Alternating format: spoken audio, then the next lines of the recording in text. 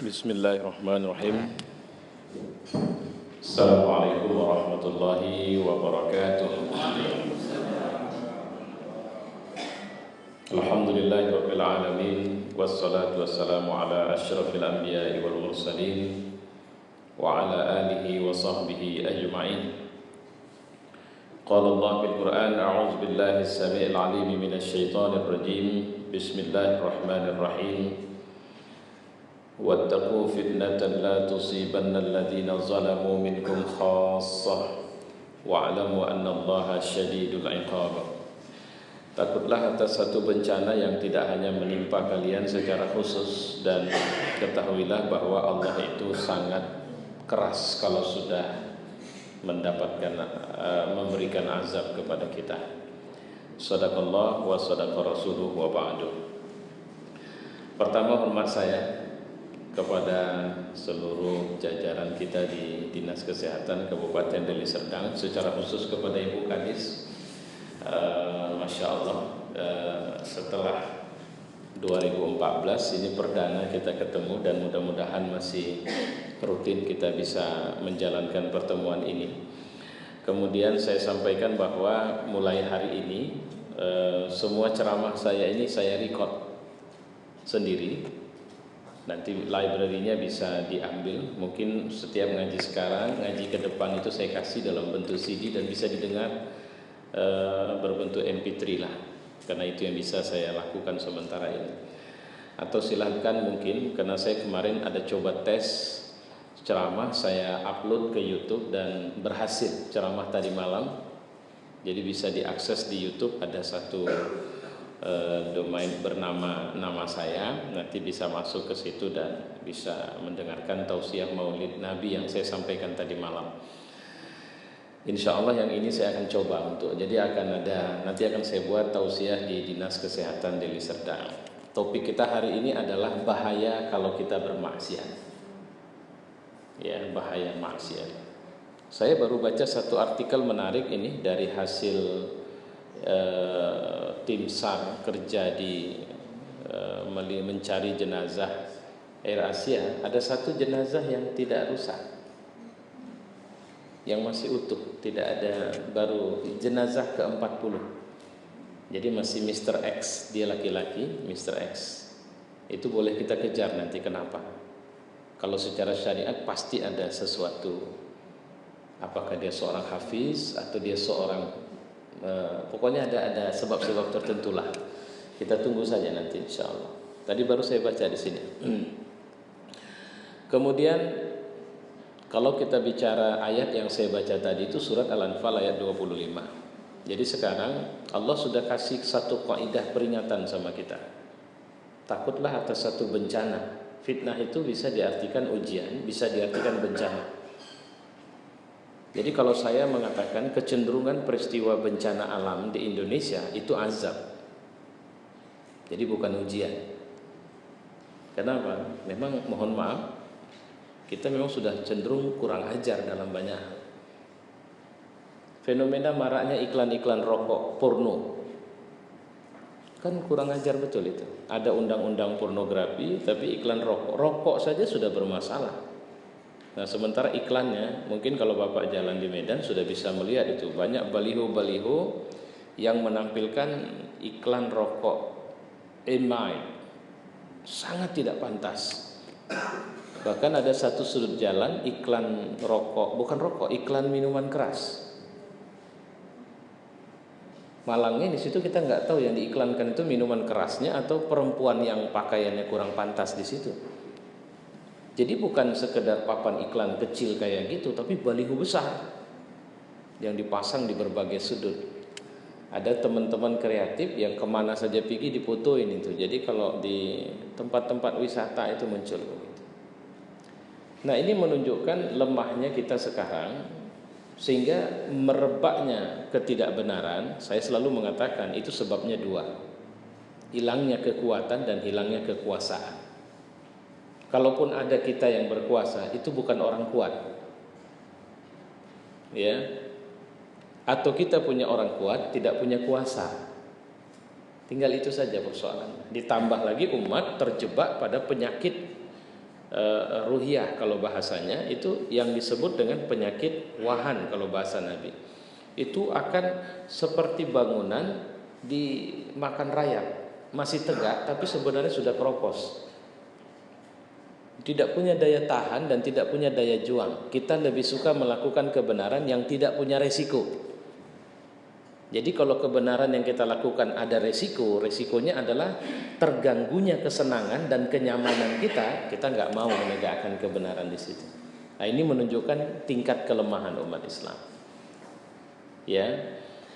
Dan kalau sudah tidak ada lagi orang yang berani menegur, mengingatkan kesalahan itu adalah kesalahan, itulah cara Allah akan datang. Apa bentuknya? Azab.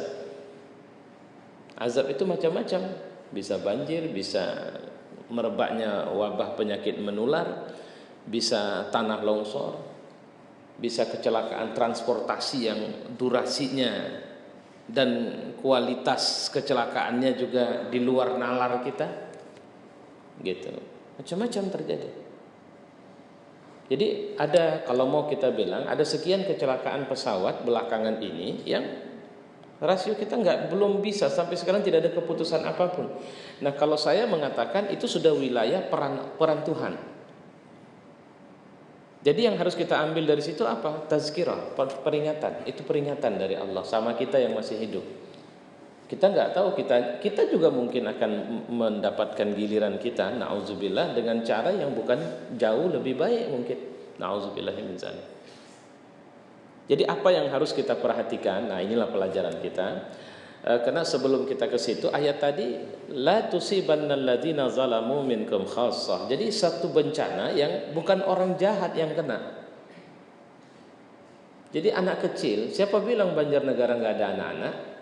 Itu pesawat Air Asia juga anak bayi, ada 16 anak kalau kategori usianya. Tsunami Aceh 10 tahun ya, 10 tahun yang lalu juga siapa bilang tidak ada anak dari 200 ribu lebih orang yang. Dan apakah Tuhan benci sama anak-anak? Ya enggak. Lantas kenapa anak-anak juga terikut? La tusibannal ladzina zalamu, yang tidak menimpa orang zalim saja. Kenapa tidak menimpa orang zalim saja? Dalam tafsir Ibnu Katsir mengatakan hilangnya dakwah. Jadi kalau kita sudah tidak punya keberanian mengajak orang menuju kepada kebaikan, makanya saya mohon maaf ini sekalian pimpinan kita di dinas juga hadir semua. Ini saya mengatakan pertahankan budaya ini. Jadi bukan karena ibu jadi kadis lantas ini jalan budaya mengaji kita, nanti ketika kadis na'udzubillah jangan dulu lah kalau saya bilang. Misalnya ganti kadis terus ganti kebijakan ngaji tidak, jangan. Ini pertahankan. Ini semacam pasak, semacam perekat yang akan membuat kita bisa tidak mengalami serangan bencana dengan marah Allah sama kita. Itu bentuknya. Karena bencana itu jangan cuma lihat secara fisik tapi juga secara ruhiyah. Apa bentuk bencana secara ruhiyah? Makin sedikit orang-orang soleh kita lihat di masyarakat kita. Agama di mulut, di bibir. Orang cerita agama banyak, tapi orang melakukan amal agama sedikit. Orang kayak gini Allah nggak peduli. Jadi tapi Pak ada orang baik. Allah memang tidak suruh kita jadi orang baik kok, berhenti di situ. Allah suruh kita jadi orang baik yang ngajak orang supaya baik. Nah itu kira-kira. Baik, kita pelajari pelan-pelan. Apa yang dimaksud dengan maksiat? Ya. Maksiat itu secara sederhana diartikan dengan pembangkangan atau kedurhakaan. Aso membangkang. Ya.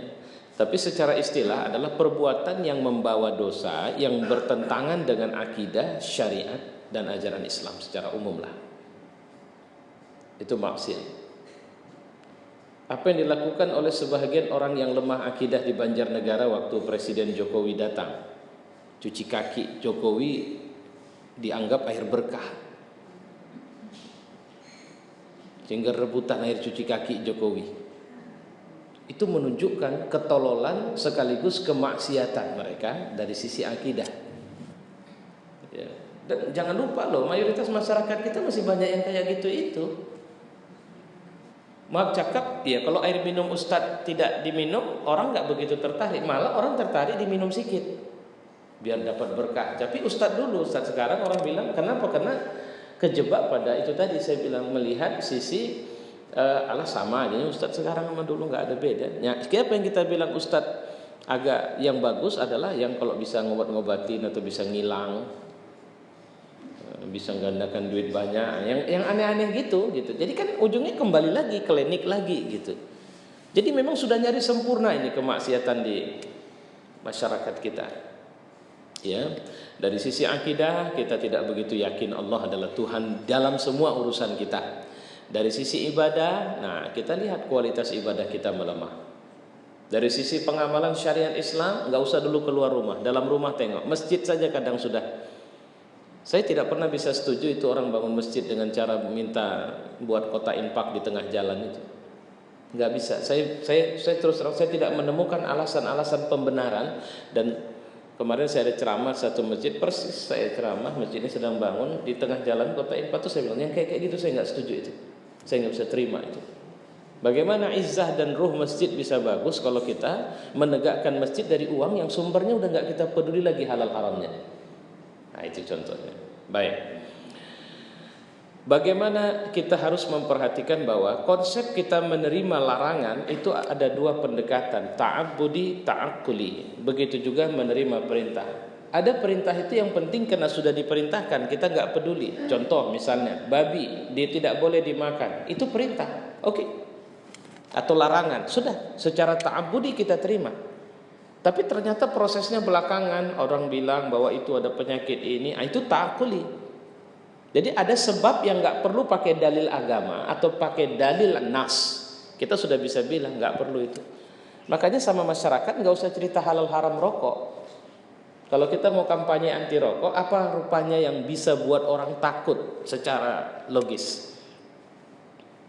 Kenapa? Itu yang maksudnya ada dalil ta'akkuli, dalil yang bisa diterima akal.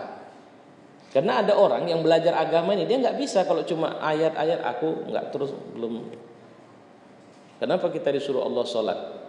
Wah, karena ada perintah. Apa perintahnya? Nabi nyuruh. Kalau begitu, ya harus jelas lah. Kenapa harus ada zuhur? Kenapa harus 4? Nah itu orang yang butuh pendekatan ta'akkuli namanya. Dia butuh pendekatan yang lebih logis. Kenapa Islam bukan melarang berzina, tapi melarang mendekatinya? Logika kan akan bilang mendekati saja dilarang, apalagi melakukannya. Oke, tapi kenapa? Kita awalnya nggak bertanya kenapa. Dulu alasan moral, itu perilaku binatang, itu begini dan sebagainya. Tapi belakangan muncul apa? Muncul bahwa saya mohon maaf, saya kemarin ada baca berita di mana itu kita dapat penghargaannya. Ibu termasuk menerima penghargaan dalam masalah Hari AIDS atau apa itu waktu itu. Saya lihat di koran ada ibu, ada puskesmas kita yang di Tanjung Morawak, ya bravo lah, selamat gitu. Mudah-mudahan penanganan bisa lebih. Nah, ta'akkuli masalahnya ternyata ada apa istilahnya? Penyakit kalau dari hubungan-hubungan bebas apa? HIV, AIDS, terus apa lagi Pak? IMS, apa itu Pak?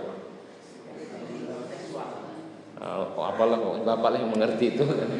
Nah, tapi artinya secara ta'akkuli, kalau Bapak kampanye, artinya kalau misalnya ada penyuluhan di sekolah, saya pikir bisa digandeng penyuluhan, pendekatan agama sama ini adik-adik, nggak masalah. Memang kalau bicara enak kali itu hubungan bebas seperti itu. Teman saya pernah bilang, yang kayak begitu itu, kata dia, jangankan kesentuh, mesti nengok aja sudah enak. Bahasa kasar dia ngomong begitu. Nah, cuma orang yang sudah terjebak pada merasakan itu, kita tinggal kasih data. Ini loh, kalau memang kalian ingin menghancurkan fisik kalian ingin apa? Ini akibat-akibat yang bisa muncul dari sini. Kenapa ini awalnya? Karena sebab kalian mulai lirik-lirikan apa semua. Jadi ada pendekatan ta'akkuli. Ya. Tapi kalau masih terjebak juga, apa akibat dari maksiat? Nah, ini yang kita akan diskusikan. Pertama, maksiat itu bisa menghalangi ilmu.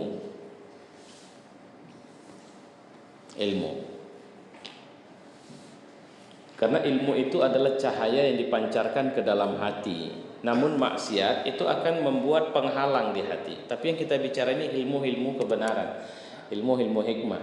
Apakah seorang pelaku maksiat akan bodoh di kelas? Enggak, bukan itu konsiderannya. Kalau cuma cerita matematika, mungkin dia cerdas di matematika. Mungkin dia pintar dalam banyak studi-studi keilmuan umum.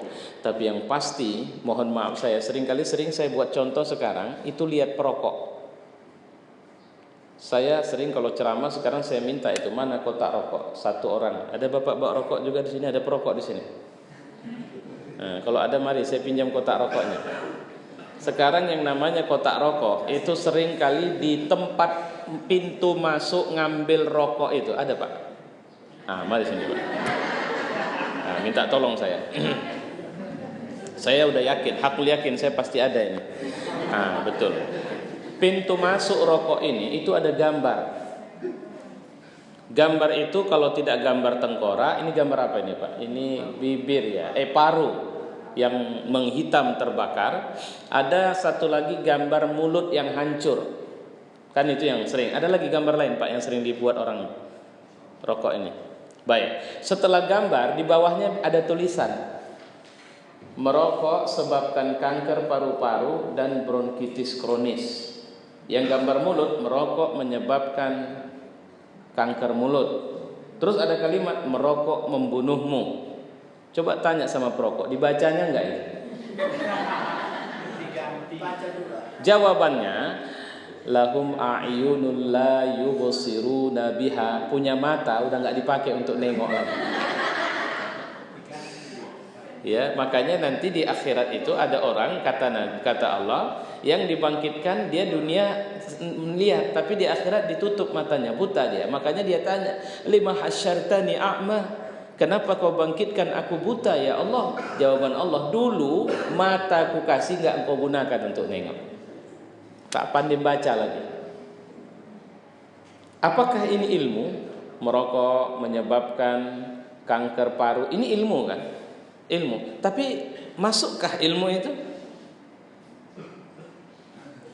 Tak masuk lagi. Kenapa? Karena sebab itu tadi, maksiat ini kalau begitu. Nah, silahkan balikkan. Ini mau teruskan bermaksiat atau tidak orangnya terserah beliau.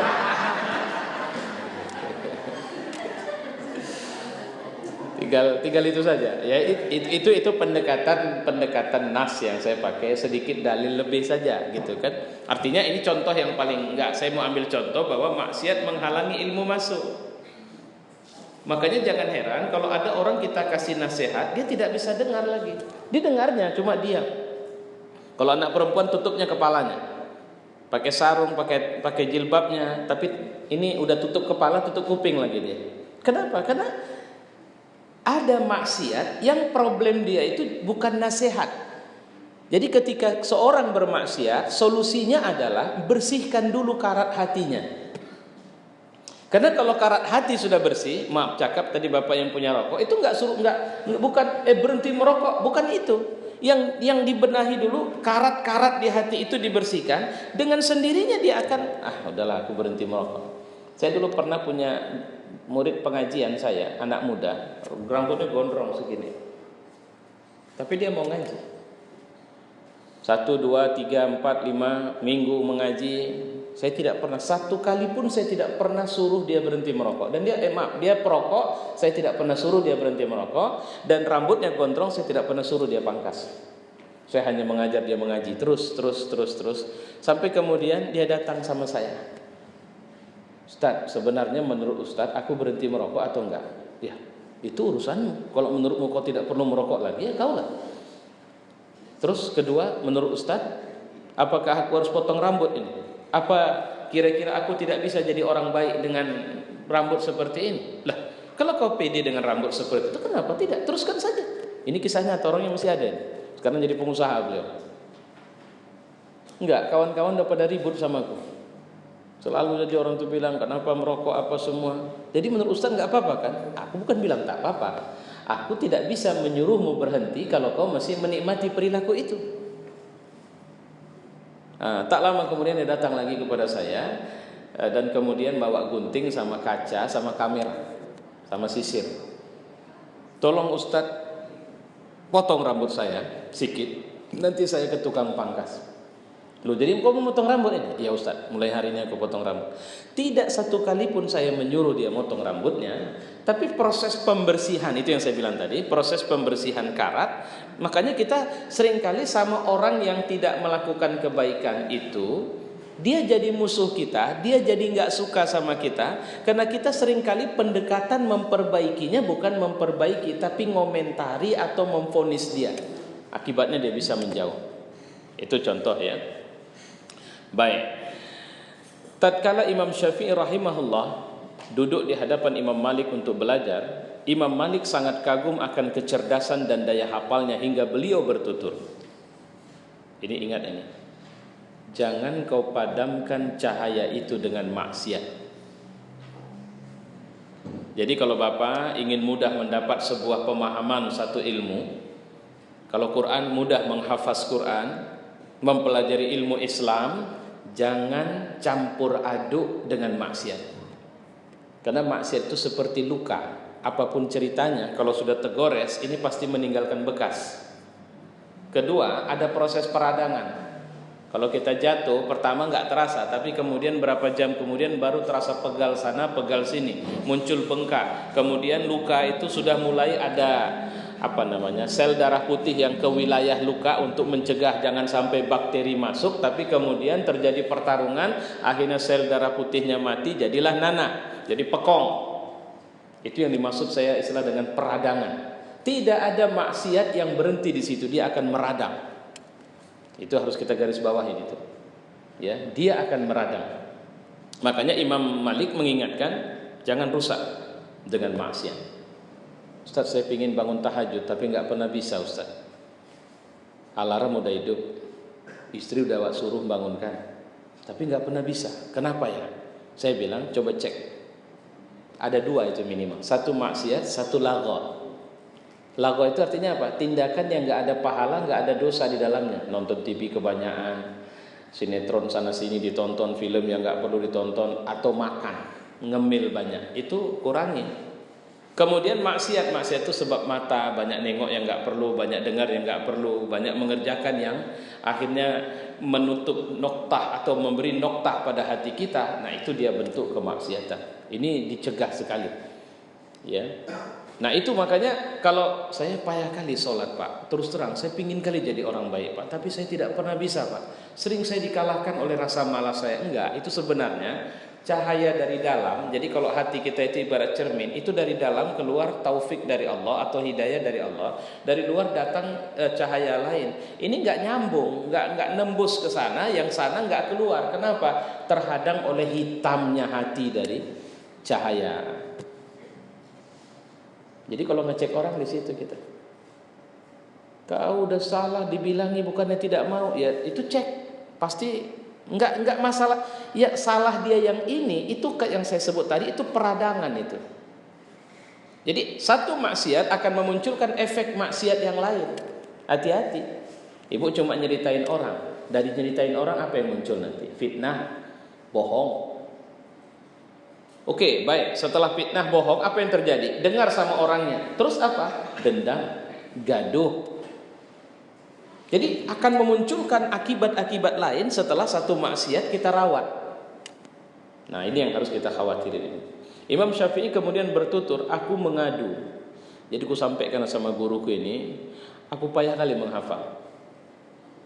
Maka jawabnya, kau tinggalkan maksiat. Cuma kelas Imam Syafi'i bermaksiat ya nggak kelas kita lah. Ya, kau tinggalkan maksiat. Ketahuilah nak, ilmu itu cahaya. Cahaya tidak Allah berikan kepada pelaku maksiat. Ya, dan jangan lupa ibu, bapak, coba, tapi ini kada terang ya. Cobalah kita pergi ke tempat gelap dan berdiri di tempat gelap itu. Bisakah orang melihat kita dengan jelas? Tidak. Tapi kalau kita, misalnya saya, mohon maaf, lampu kita hidup Pak. Ini, lampu ini hidup nggak kira-kira? Coba ada yang tahu stop kontaknya di mana?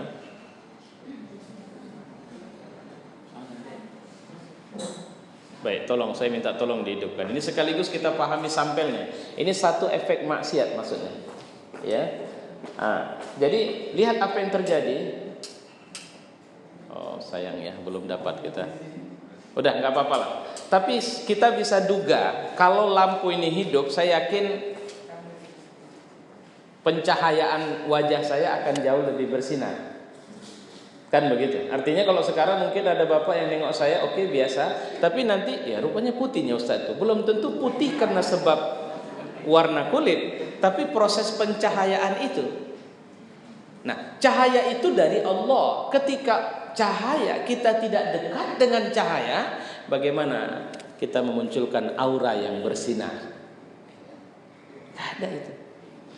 Jadi suasana wajah kita ini ibu boleh bersolek dengan kosmetik, tapi kalau tidak ada aura batin, kalau pakai bahasa orang kosmetik, inner beauty-nya tidak ada.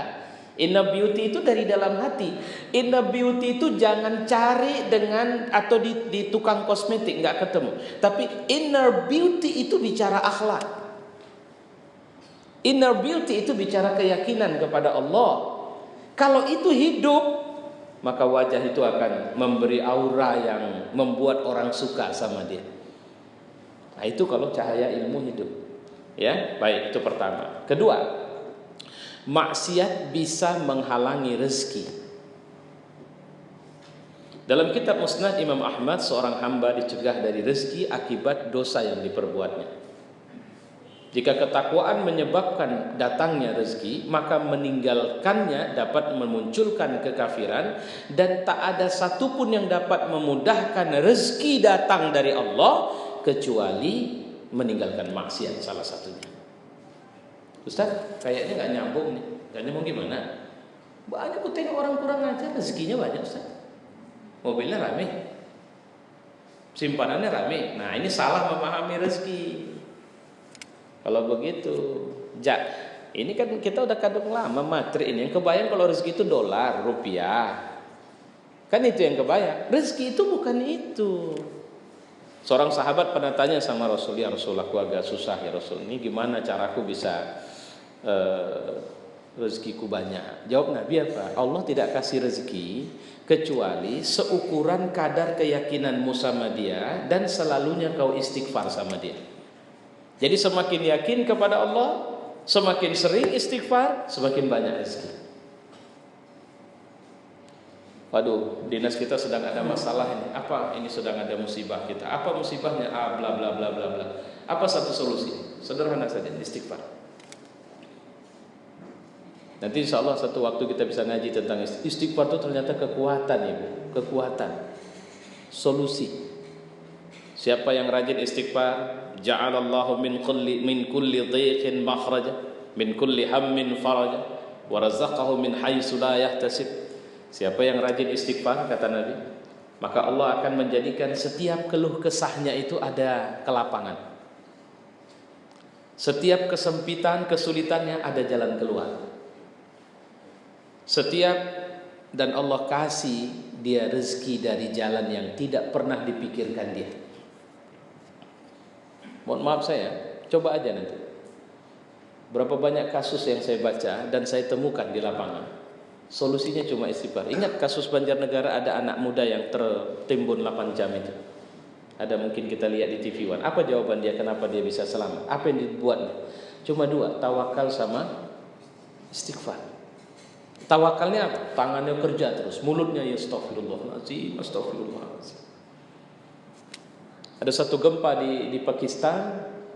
Di gempa itu hancurlah rumah. Jadi satu orang menceritakan dia menceritakan bagaimana saat udah goyangan luar biasa, dia tidak tahu lagi apa yang dibuatnya. Akhirnya dia cuma tunduk di kamarnya dan mengucapkan istighfar sebanyak-banyaknya sampai goncangan hilang. Kamar tidak hancur, tapi ruangan lain hancur semua. Ada orang yang susah kali, jualan tidak laku. Ini ada di satu himpunan buku ini, testimoni orang istighfar. Akhirnya dia disuruh istighfar banyak-banyak, mulailah datang pelanggan. Ada satu yang menarik lagi, ternyata istighfar itu juga obat kalau pingin punya anak jika tidak bisa punya anak. Dan itu bukan kasus zaman dulu, itu kasus sekarang. Cuma dua, tawakal, istighfar. Jadi istighfarnya kayak mana Ustaz? Sebanyak-banyaknya.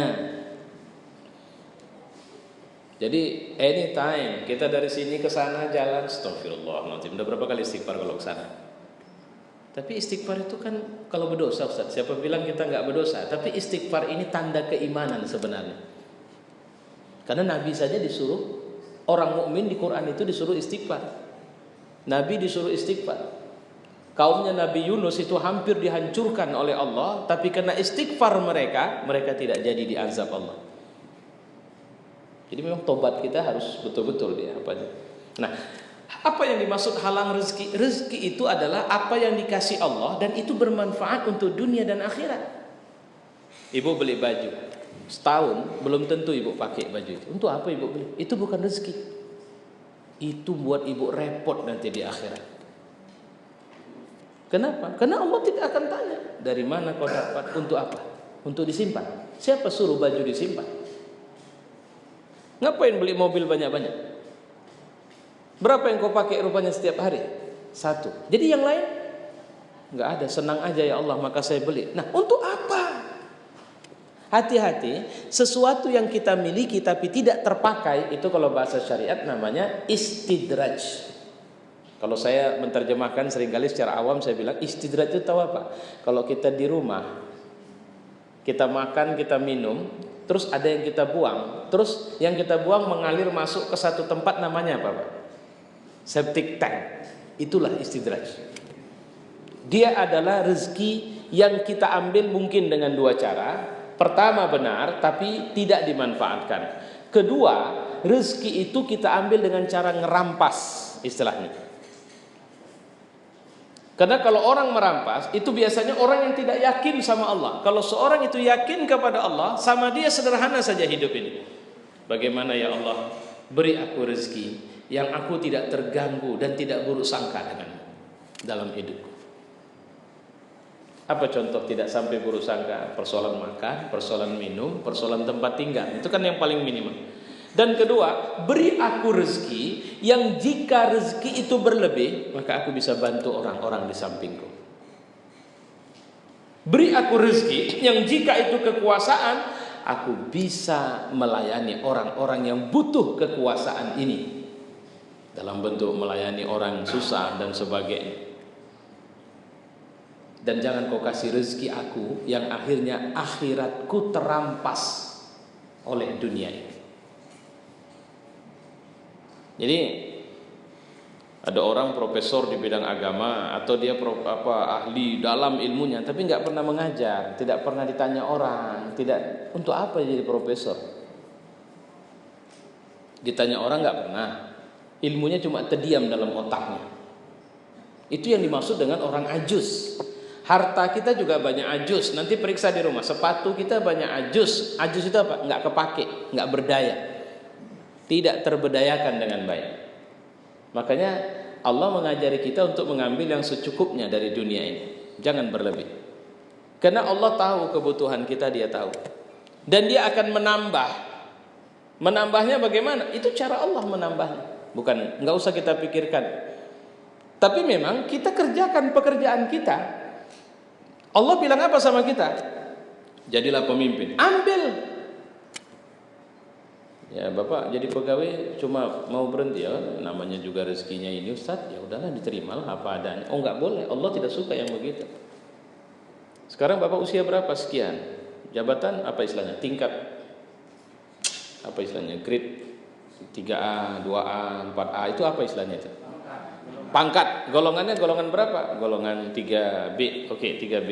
Kalau untuk jadi pejabat eselon golongan berapa? Oh itu harus 4. Oke, baik 4. Pertanyaannya, Bapak bisa nggak sampai ke golongan 4? Oke, ada berapa banyak orang sampai ke golongan 4 tapi dia tidak diangkat menjadi pejabat eselon? Sekarang apa target? Mau naik pangkat? Kalau naik pangkat itu proses normal kalau saya bilang. Iya kan Pak ya? Yang namanya naik pangkat kan proses normal, sekian tahun sekali akan ada kenaikan pangkat. Tapi jangan pernah berhenti membangun ambisi dalam dirimu. Tapi jangan pernah biarkan ambisi itu didorong oleh nafsu saja. Karena Allah bilang, aku memang merencanakan dunia ini sama kalian. Cuma karena kita nggak ngambilnya benar, akibatnya itu tadi. Makanya saya ada komunitas di WhatsApp. Teman saya ada satu dari Malaysia ngasih filosofi orang Melayu sama orang Cina. Jadi orang Melayu ini belanja mau beli ketam itu kepiting. Cek, saya mau beli ketam. Oke, ketam Cina atau ketam Melayu? Heran si Melayu. Ada pula ketam Cina sama ketam Melayu. Nah, apa mana ketam Cina? Ketam Cina itu yang tempatnya ditutup. Lah, ketam Melayu itu yang tempatnya terbuka. Kenapa ketam Cina tutup, ketam Melayu buka? Akhirnya cerita dia. Ketam Cina kenapa ditutup? Karena kalau ketam Cina keluar itu satu ekor keluar, yang lain nggak mau ikut. Nengokin saja sampai betul-betul ini ketam bisa keluar. Kalau sudah keluar, yang lain nyusul satu-satu. Itu ketam Cina. Kalau ketam Melayu, kenapa tidak ditutup? Karena kalau ada satu yang mau keluar, yang lain narik ke bawah, dikait ke bawah. Jadi begitu naik satu, yang lain narik. Jadi nggak jadi keluar dia, nggak bisa keluar gara-gara kawan yang lain narik dia. Kalau ketam Cina nggak dibiarkan sampai betul-betul keluar. Itu kan bicara karakter itu, etos. Penyakit kita itu nggak suka lihat orang sukses. Jadi kalau ada satu orang pribumi atau Melayu sukses, wah yang lain pasti nggak betul itu dia begini tuh, nggak cocok dia di situ. Nah, itu orang. Kalau Cina nggak. Yang satu jual paku, yang lain kau jual ini. Jadi semuanya bisa sukses. Kira-kira begitulah dia. Satu jadi gubernur, yang lain bisa nyusul itu nanti. Coba lihat. Mereka ini kita ambil Cina lah. Di Medan itu saya pernah lihat baliho waktu pemilu kemarin. Cina itu jadi caleg dari berbagai partai, tapi satu baliho. Bapak pernah lihat itu kan? Di Medan saya ada lihat itu. Berbagai partai, bukan satu partai, tapi balihonya satu. Bahwa si anu caleg di partai anu, si anu caleg di partai anu, si anu, itu dia menariknya. Kalau kita satu partai, jarang ketemu satu partai satu baliho, sekian caleg, masing-masing punya TS sendiri. TS itu nyerang objek yang, itulah contoh kalau apanya. Baik. Ketiga, saya kira ini yang terakhir. Sementara, karena ada 20 ini akibat dari maksiat. Maksiat menimbulkan jarak dengan Allah. Akibatnya pelaku maksiat itu orbitnya adalah nafsunya. Sehingga jangankan jarak, bibir saja jarang menyebut nama Allah. Jauh atau sunyinya hati seorang manusia dari cahaya Allah itu disebabkan oleh perbuatan maksiat. Jujur Pak, nggak usah Bapak belajar, Ibu belajar, muka orang bisa kelihatan itu pelaku maksiat atau tidak. Saya Masya Allah, astagfirullahaladzim, saya kalau ada kadang lihat wajah orang itu detak dalam hati saya. Bisa ketahui, bisa ini perilaku yang biasa dia buat ini. Karena memang ada jenis maksiat yang mencabut cahaya wajah, cahaya iman. Itu dibunuhnya itu. Jadi akibatnya secara ruhiyah dia memadamkan cahaya iman itu. Mungkin bisa terus menerus, mungkin sesaat-sesaat. Satu kali dia kehilangan cahaya wajahnya. Ya, bukan orang biasa, pejabat apa, tapi ketika kita lihat, oh ini nampaknya ada masalah dia ini. Dan ada orang tertentu, pernah ada orang datang ke saya menceritakan satu masalah, sepertinya dia hero, mudah-mudahan memang betul lah dia hero-nya. Tapi saya menduga kuat, dia sebenarnya juga berada dalam lingkaran maksiat itu. Tapi dia menceritakan, saya minta pendapat Pak Ustadz gimana jalan keluar dari masalah ini. Saya sebenarnya menolong ini Pak Ustadz. Ya saya jawab seperti yang dia bilang saja. Karena dia menolong saya terangkan, oh itu harus begini. Tapi belakangan dia nggak tahan. Sebenarnya memang ini ada masalah dengan saya juga Pak Ustadz. Saya tidak mau kembangkan. Karena dari awal sudah detak saya. Nggak mungkin dia heboh kali untuk menyampaikan masalah itu ke saya untuk minta jalan keluar. Kecuali dia bahagia dari masalah itu. Karena dia nggak tipikal orang yang suka membantu orang. Gitu, yang saya lihat. Ya, jadi tidak ada perbuatan yang meninggalkan dosa yang dapat menghilangkan kesunyian tersebut kecuali mau waspada dengan maksiat. Seorang yang berakal tentu mudah meninggalkan maksiat. Ada seorang laki-laki yang mengeluh kepada seorang arif tentang Ini saya pernah di SMS oleh seorang pejabat, Ustadz, pejabat ini. Kalau saya bilang kenal semua lah kita. Ustadz, saya sepi dalam keramaian. Jadi kalau dia kemana-mana, orang sambut dia, orang cium tangan dia, orang peluk cium lah sama dia. Kalau dia hadir di sebuah majelis, dia duduk depan, tidak duduk belakang. Tapi dia bilang, dia sepi dalam keramaian. Saya merasa sunyi di tengah kesibukan saya. Nah, ini. Apa jawabannya? Ada seorang laki-laki mengeluh kepada orang arif tentang sepinya jiwanya, gersang. Dia merasa kehilangan, padahal dia semua punya. Harta ada, jabatan ada, popularitas ada, tapi dia tidak merasa tenang. Biasanya orang baik ini gejala pertama ini. Kalau mau kita cerita ini gejala pertama. Apa jawabannya? Jika kegersangan hatimu akibat dosa-dosa, maka tinggalkan. Jadi coba kau cek, kau paling tahu, aku tak tahu. Kenapa itu terjadi? Coba cek, ada nggak dosa yang kau rutinkan, walau kecil. Dan dosa ini bukan kebiasaanmu dulu, tapi kebiasaanmu sekarang. Ya. Dalam hati tidak ada perkara yang lebih pahit dari kegersangan dosa di atas dosa. Karena dosa itu akan ibarat tanah, kalau dulunya gembur, dia akan buat tanah itu jadi lahan kritis. Sehingga bapak kalau nyiramkan, makanya aku udah capek, aku bebuih mulutku nasihatin dia tidak peduli. Karena betabut, karena yang kita nasihatin itu ibarat hati yang sudah membatu. Kalau bahasa Quran, au asyaddu qaswah. Bahkan batu itu jauh lebih keras dari batu lagi. Kalau batu, kata ayat, bagaimana dititisi air dari atas tes terus menerus, maka lantai itu pun bolong. Tapi kalau hati yang membatu, itu tidak bisa. Maka harus ada terapi khusus untuknya. Nah, adakah bapak ibu merasakan kalau sholat tidak terasa manis, ibarat minum teh tak terasa manis, makan asam tak tahu, garam tak tahu, manis tak tahu. Kenapa? Lidah sudah mati rasa. Kalau begitu coba periksa diri. Pasti ada sesuatu yang bapak ibu lazimkan, yang dulu itu bukan kebiasaan ibu atau bapak. Misalnya begini, dulu bapak orang susah, setelah jadi orang kaya bapak biasa dugem. Dulu enggak. Nah, tapi waktu susah bapak orang soleh, orang baik. Biasanya efek pertama dari perilaku dugem itu adalah selalunya hati tidak pernah merasa nyaman, tenang. Ada saja yang kurang, ada saja masalah. Ya, curiga sama orang banyak, stres setiap menghadapi masalah, selalu berduka cita dalam banyak hal, khawatir berlebihan. Itu contoh-contohnya.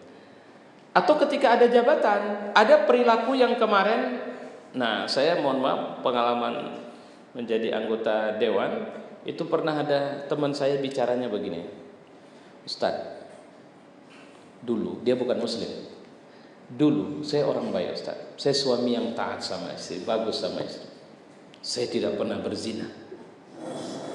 Itu dia ngomong, itu ngomongnya sama saya di pesawat. Tapi sejak saya jadi anggota dewan, saya berzina. Dan syukur Ustaz, walaupun dia Kristen, syukur saya sudah berhenti. Kenapa Bapak berhenti? Dia bilang, karena kemarin terdeteksi saya terkena penyakit kelamin. Saya takut sekali. Saya merasa bahwa ini perbuatan saya yang baru inilah akibatnya. Ya alhamdulillah saya. Kalau memang sudah begitu, alhamdulillah Bapak terus langsung bisa teringat setelah. Tapi apa yang Bapak rasakan selama Bapak terlibat dalam pekerjaan kebiasaan baru itu? Tidak tenang. Saya tidak tenang. Dia cerita panjang lebar, awalnya di mana, apa semua di mana begitu. Cuma yang saya rasakan dia bukan muslim, tapi juga efek dari maksiat itu memberi pengaruh rupanya sama dia. Tidak tenang. Syukur Allah tegur. Sejak itu aku berhenti Ustaz. Tidak mau. Sampai dia cerita siapa, bagaimana, semua dia tentang dia lah artinya. Saya orangnya kalaupun buat salah itu begini, semua dia bilang. Itu waktu saya periode pertama itu. Ya, Masya Allah. Jadi orang yang tidak muslim saja punya efek. Karena memang dia berefek itu. Jadi jangan Bapak pikir, nggak ada masalah, sehatnya. Sehat fisik. Tapi yang hancur habis itu sudah apa? Baca Quran. Kalau baca Quran aku udah nengok Quran saja udah pening. Itu sudah akibat. Kadang aku baca juga Quran, cuma cepat kali ngantuk. Itu juga bahagian dari masalah. Jadi kelemahan kita, kalau sakit fisik kita bisa pergi ke dokter, kita ketemu penyakitnya setelah diagnosa atau apapun namanya. Tapi kalau penyakit hati, ada berapa persen kadar dengki di dalam diri kita? Ada berapa persen kadar malas ibadah dalam diri kita? Ada ibu yang tahajud, ya. Kenapa tahajudnya? Berapa lama? Kali terakhir kapan? Adalah Ustaz, waktu saya sedang ada masalah. Kapan itu? Ada sekitar setahun yang lalu. Kenapa lama sekali durasinya sekarang tidak ada tahajud lagi? Apa yang menghalangi? Pernah Bapak rasakan yang saya bilang tadi? Pingin kali sebenarnya Ustaz. Tiap hari aku berdoa, ya Tuhan tolonglah bangunkan aku. Jangankan tahajud Ustaz, subuh saja kesiangan. Jadi jangan ngecek di kenapa. Kalau mau cek kenapa, Bapak pasti tahu kenapanya.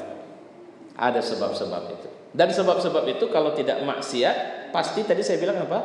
Perbuatan lago yang over.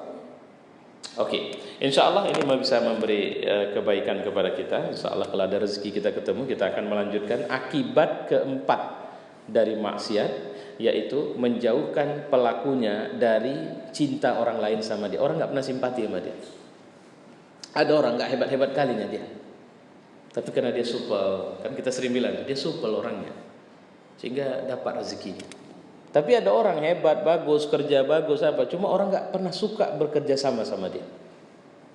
Nah, itu juga akibat dari maksiat. Dan jangan lupa, yang paling susah terdeteksi adalah maksiat hati. Kalau maksiat fisik, dan saya mau ingatkan sebelum lebih panjang, sebelum saya tutup, semoga Allah jaga kita. Kalau kita bermaksiat, yang orang lain tidak tahu, maksiat itu kita lakukan, jangan pernah beritahu apapun alasannya. Kenapa? Kalau orang lain tidak tahu, itu tanda Allah masih sayang sama kita dan dia tutupi kita. Tanda Allah sudah tidak sayang sama kita, itu kayak yang minum tua oplosan mati itu. Itu contohnya. Atau na'udzubillahi min zalik, yang berzina mati di atas pelukan perempuan yang dia zinahi. Na'udzubillah. Itu tanda Allah sudah enggak suka. Makanya ada seorang ulama mengatakan, jika Anda seorang perempuan yang pernah berzina terus mau menikah, tidak perlu Anda menyampaikan keadaan diri Anda kepada laki-laki yang Anda nikahi, karena itu bukan syarat nikah. Simpan itu menjadi rahasia Anda, kalau itu memang rahasia. Tapi kalau itu sudah semua orang tahu, tunjukkan bahwa kau bertobat kepada Allah Subhanahu wa taala. Itu saja polanya. Assalamualaikum warahmatullahi wabarakatuh.